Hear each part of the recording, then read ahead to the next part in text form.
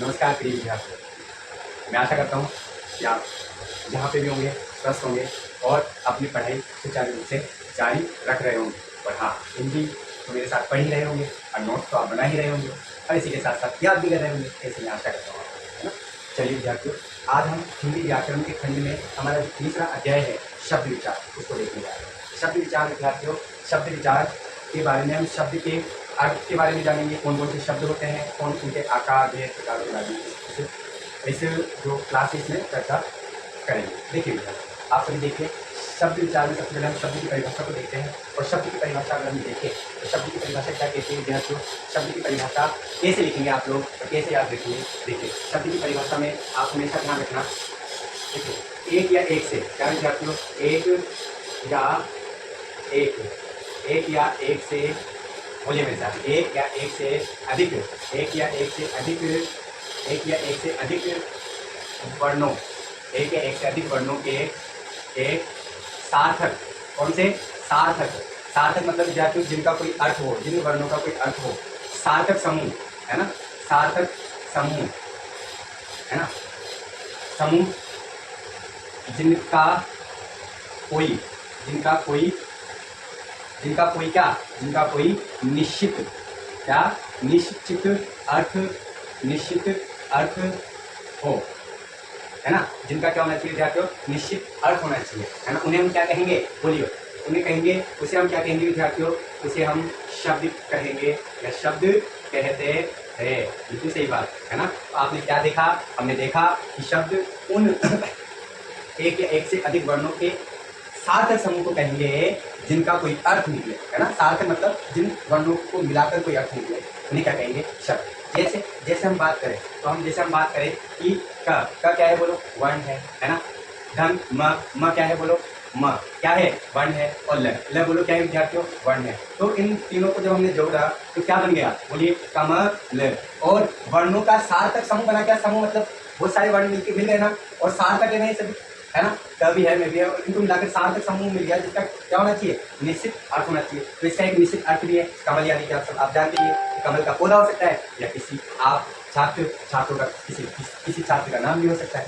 यानी कि ये बात तो है कि कमल क्या है, आपके सार्थक शब्द है। अब मैं बोलूँ ल म क, अब बताइए, ये भी तो वर्ण है, ये भी वर्ण है, ये भी वर्ण है, और इनका भी समूह है। इनका क्या है विद्यार्थियों, समूह तो है, पर क्या नहीं है विद्यार्थियों, सार्थक समूह नहीं है।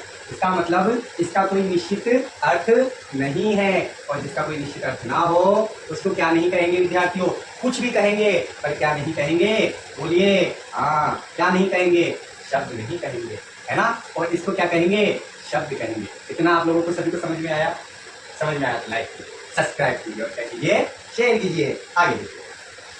इतना आपको समझ में आया। शब्द उसी को कहेंगे जिसका कोई अर्थ, जिस वर्णों को मिलाकर जिस शब्द का कोई अर्थ निकले उसे क्या कहेंगे, हम शब्द कहेंगे। हर किसी को शब्द नहीं कहेंगे।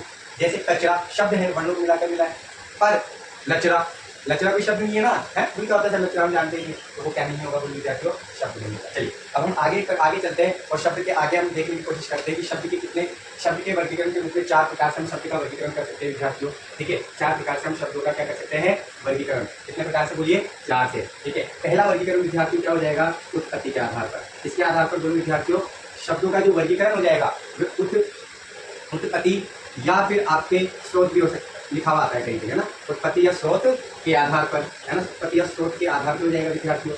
पहला वर्गीकरण आपका कौन सा हो जाएगा, उत्पत्ति या स्रोत के आधार पर। मेरे साथ बोलिए, शब्द का पहला वर्गीकरण किसके आधार पर हो जाएगा, बोलिए, उत्पत्ति और स्रोत के आधार पर। चलिए अगले वर्गीकरण किसके आधार पर, उस पर चलते हैं हम। अगला वर्गीकरण जो हमारा है वो हमारा हो जाएगा रचना के आधार पर। किसके आधार पर विद्यार्थियों, बोलिए, रचना के आधार पर। किसके आधार पर, बोलिए, रचना के आधार पर, है ना, रचना के आधार पर शब्द का वर्गीकरण दूसरा हो जाएगा। और विद्यार्थियों इसी के साथ में हम तीसरा वर्गीकरण ले लेते हैं। और देखिए प्यारे विद्यार्थियों, तीसरा वर्गीकरण किस नाम से हो जाएगा, बोलिए, नहीं बोल रहे, मैं बोलता हूँ, क्या हो जाएगा, अर्थ के आधार पर, अर्थ के आधार पर, आधार पर, बोलो विद्यार्थियों, किसके, अब तो बोल दो, है, अर्थ के आधार पर। और विद्यार्थियों जो हमारा अंतिम शब्द का वर्गीकरण है वो किसके आधार पर हो जाएगा, बोलिए विद्यार्थियों, किसके आधार पर हो जाएगा, वो हो जाएगा हमारा किसके आधार पर, योग के आधार पर। किसके आधार पर विद्यार्थियों, बोलिए, योग के आधार पर, योग के आधार पर। किसके आधार पर, योग के आधार पर।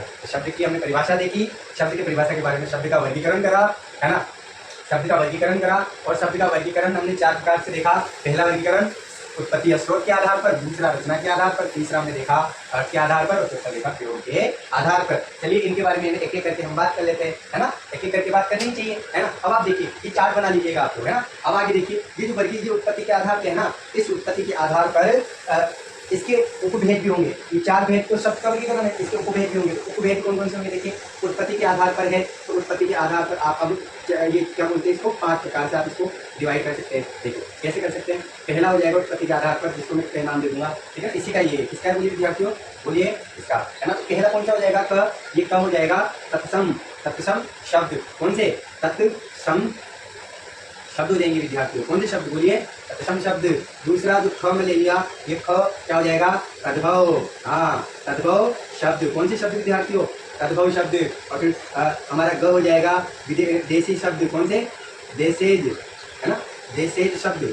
कौन से शब्द विद्यार्थियों, देसेज शब्द। और फिर अगला क्वेश्चन आ जाएगा, भ हमारा हो जाएगा कौन सा, विदेशी, बिल्कुल सही, विदेशी शब्द। और हमारा इसका जो अंतिम है वो आ जाएगा अंग पे आ जाएगा, अंग पे क्या आ जाएगा विद्यार्थियों, संकर शब्द। कौन से शब्द, संकर शब्द। कौन से शब्द विद्यार्थियों, संकर शब्द। समझ रहे हो, ये उत्पत्ति या स्रोत के आधार पर शब्द के कितने उपभेद हो जाएंगे बोलिए, 5। तत्सम शब्द, तद्भव शब्द, देसेज शब्द, विदेशी शब्द और संकर शब्द। चलिए विद्यार्थियों रचना के आधार पर हम देखते हैं कि रचना के आधार पर कितने जो भेद होंगे, है ना। रचना के आधार पर शब्द के 3 भेद हो जाएंगे। बोलो का कौन सा हो जाएगा, रूढ़ शब्द। कौन से शब्द, रूढ़ शब्द, है ना। दूसरा ख कौन सा हो जाएगा बोलिए विद्यार्थियों, यौगिक शब्द। कौन सा, यौगिक, यौगिक शब्द। कौन से शब्द, यौगिक शब्द। और जो आपका ग है वो हो जाएगा योग, योग रूढ़ शब्द।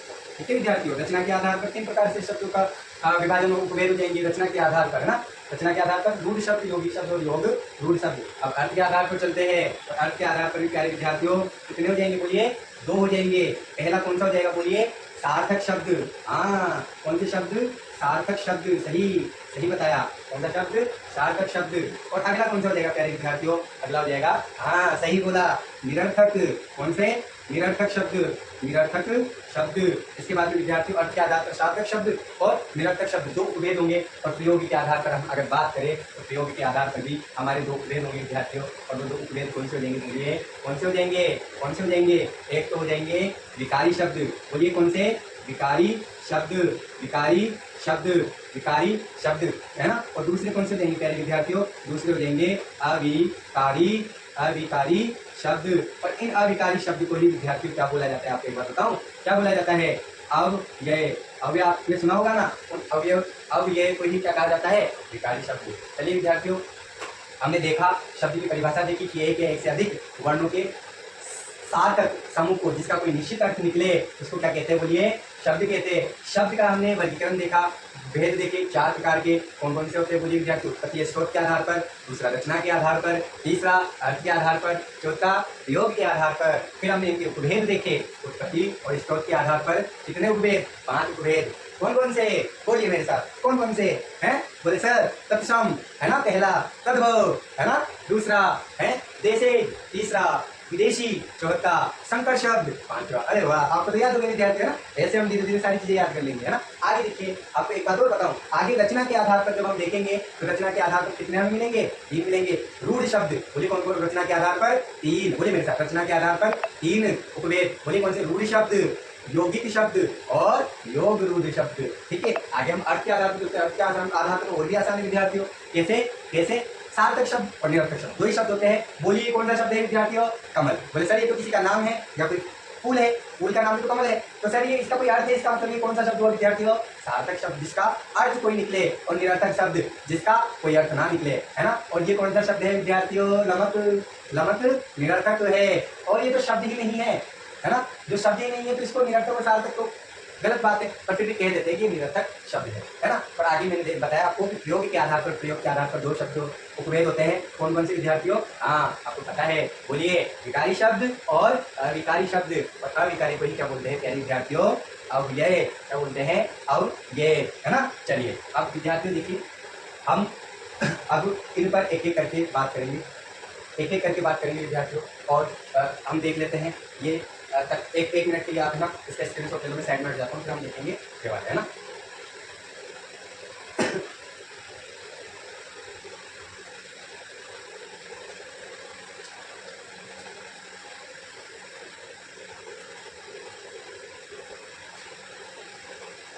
देखिए विद्यार्थियों, चलिए आगे देखते हैं, अपना आगे बढ़ाते हैं।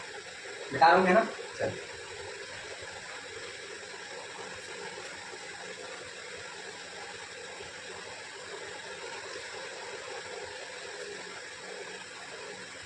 देखिए प्यारे विद्यार्थियों, उत्पत्ति के आधार पर हम तत्सम शब्द ले लेते हैं। देखिए जो हमारा है क, वह है तत्सम शब्द। कौन सा? तत्सम शब्द, शब्द तत्सम शब्द। ठीक है विद्यार्थियों, अब देखिए आपको तत्सम शब्द, ठीक है ना। तत्सम, तत्व का मतलब क्या होता है विद्यार्थियों? तत्व का मतलब होता है तत्व और धन सम से मिलकर बना है, जिसका अर्थ होता है उसके समान। किसके समान विद्यार्थियों? तत्सम शब्द की जब हम परिभाषा की बात करें या समझने की बात करें तो ऐसे शब्द जो उसके समान हो। किसके समान विद्यार्थियों?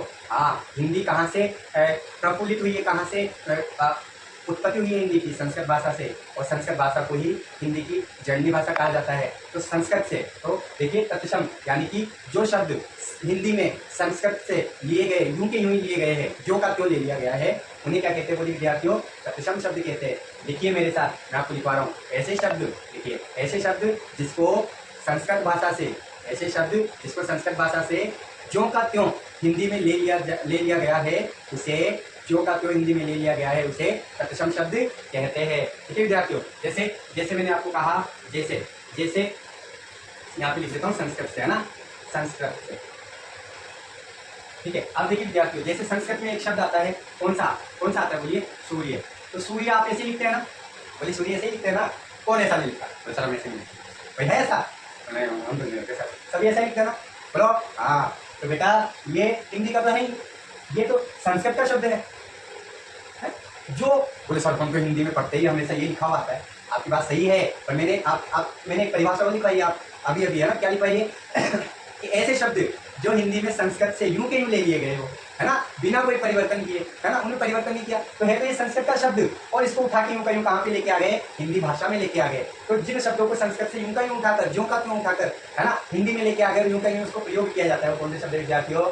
तत्सम शब्द। बिल्कुल आप समझ गए। उसी प्रकार से देखिए एक और देखिए, अग्नि। अग्नि ऐसे लिखते हैं, अग्नि है ऐसे लिखते हैं, अग्नि। ये भी तो आप हिंदी में देखते होंगे, है ना, तो ये भी कौन सा शब्द बोलिए? संस्कृत का शब्द। समझ में आ गई? चलिए आगे देखते हैं, दूसरे पे हम आते हैं विद्यार्थियों, ख। ख पे आते हैं, और ख कौन से शब्द है? तद्भव। बोलिए विद्यार्थियों, कौन से शब्द है? तद्भव शब्द है। कौन से शब्द है? तद्भव शब्द। और हम तद्भव शब्द की बात करें तो तद्भव शब्द यानी कि इस तद्भव शब्द में क्या होगा विद्यार्थी? तद्भव शब्द में जब इसमें क्या होगा? संस्कृत से ही लेंगे शब्द, तो क्या होगा? देखिए संस्कृत से ही लेंगे शब्द, तो है ना, क्योंकि ये तो हिंदी की जननी भाषा है, तो वहीं से शब्द उठाएंगे। पर विद्यार्थियों इसमें ज्यों का त्यों नहीं लेंगे, हल्का सा उसको हिंदी में लेकर परिवर्तन कर देंगे उस शब्द को। जैसे सर, जैसे सर, जैसे देखिए विद्यार्थियों, आप जैसे देखिए, मैंने लिखवाया आपको सूर्य। बोले लिखवाया क्या? सूर्य लिखवाया क्या? बोले सर ऐसे लिखते हैं, है ना। अब बोले सर ये तो आपने ना तत्सम शब्द बताया था। मैंने अभी कुछ बोला शब्द के लिए, तत्सम ही है ना। पर विद्यार्थियों आप सूरज को ऐसे भी लिखते हैं। अरे लिखते हैं क्या?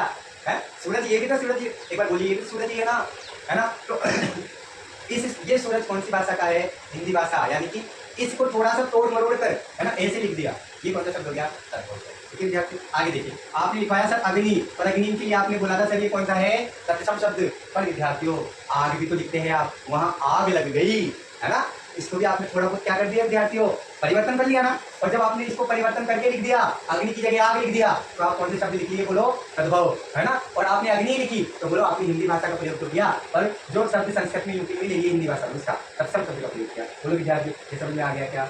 तो लिखिए इसकी परिभाषा, ऐसे शब्द जो संस्कृत से थोड़े से परिवर्तन के साथ हिंदी भाषा में ले लिए गए हो, है ना, ऐसे शब्द जिनको संस्कृत से थोड़े से परिवर्तन के साथ हिंदी भाषा में ले लिया गया हो, उन्हें क्या कहेंगे विद्यार्थियों? तद्भव शब्द। उम्मीद है आपने लिख लिया होगा। आगे चलते हैं, ये उदाहरण लिख लीजिए, ये भी तद्भव शब्द है और ये भी तद्भव शब्द है। ठीक है विद्यार्थियों, आगे देखिए हमारा ग। हमारा ग में क्या आ जाएगा विद्यार्थियों? देसेज शब्द। कौन से शब्द? देसेज शब्द। देसेज शब्द तो आप सभी जानते हैं विद्यार्थियों, है ना। जानते हैं क्या, ऐसे शब्द, है ना, ऐसे शब्द जो हमारे, है ना, देसी बोलियों की भाषाओं से लिए गए हो, हमारे देश में चलने वाली बोलियों और भाषाओं से लिए गए हो हिंदी के अंदर, ऐसे शब्द क्या कहलाते हैं विद्यार्थियों, देसी शब्द। लिखिए ऐसे शब्द, हाँ लिखिए, ऐसे शब्द जो हमारे देश में चलने वाली बोली या भाषाओं से लिए गए हो, ऐसे शब्द देसी शब्द कहलाते हैं। लिख लिया, है ना, समझ में आया, देश के अंदर चल रही है कोई बोली, उसमें से उठा लिया, है ना। जैसे विद्यार्थियों, जैसे मैंने बोला क्या, मैंने बोला पेट, है ना, मैंने बोला पेट, है ना, तो ये आपके कौन सा है, देशी शब्द है। मैंने बोला क्या, पगड़ी, तो ये आपके कौन सा है, देशी शब्द है ना। आगे हम चलते हैं घर पर और विदेशी शब्द के बारे में जानकारी लेते हैं। विदेशी, देखिए विद्यार्थी नाम से पता चलता है शब्दों का, है ना, क्या अब आप सभी बोलेंगे कि सर ऐसे शब्द जिनको विदेश की भाषाओं से हिंदी में ले लिया गया हो, उन्हें क्या कहेंगे, क्या कहेंगे, उन्हें क्या कहेंगे, बोलिए, उन्हें कहेंगे विदेशी शब्द। ऐसे शब्द जिनको विदेश की भाषाओं से हिंदी में ले लिया गया हो, उन्हें क्या कहेंगे, विदेशी शब्द। जैसे मैं आपको एक शब्द बताऊं, क्या बताऊं, एक शब्द अलमारी, है ना, अलमारी, ये कौन सा शब्द है विद्यार्थियों, विदेशी शब्द है ना, विदेशी शब्द है।